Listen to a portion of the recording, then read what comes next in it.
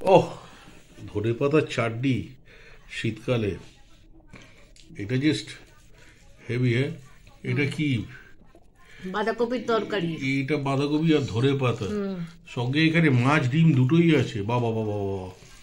আর এই তরকারি দিয়ে কিন্তু এই এটা এটা কিরকম, মানে চাটনিটা দিয়ে কিরকম লাগছে? নাম্বার 1।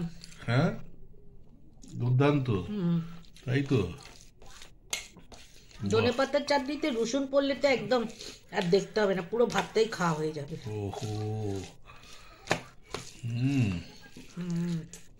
আর সঙ্গে আছে কি? বাবা বাবা, আর এদিকে আমার বড় বড় ডিম আর বড় বড় এখানে মাছের মাথা ফাতা দেখছি।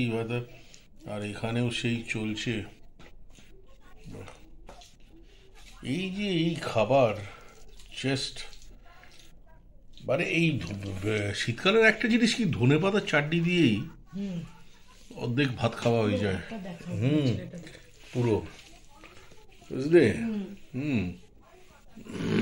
সবই। ওহ,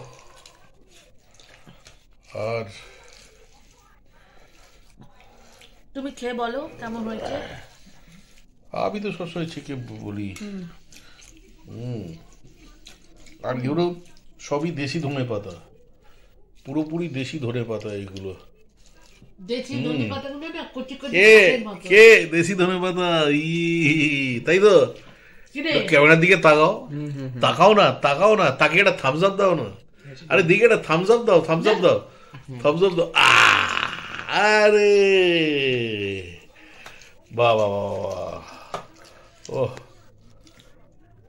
ভালো লাগলে ভালো লাগলে ভালো লাগলে ভালো, অবশ্যই লাইক আর সাবস্ক্রাইব, সাবস্ক্রাইব অলওয়েজ, আর শেয়ার, শেয়ার করতে থাকো, শেয়ার করতে থাকো, খালি শেয়ার করতে থাকো। আর আমরা খেতে থাকি ততক্ষণের জন্য টাটা। টাটা।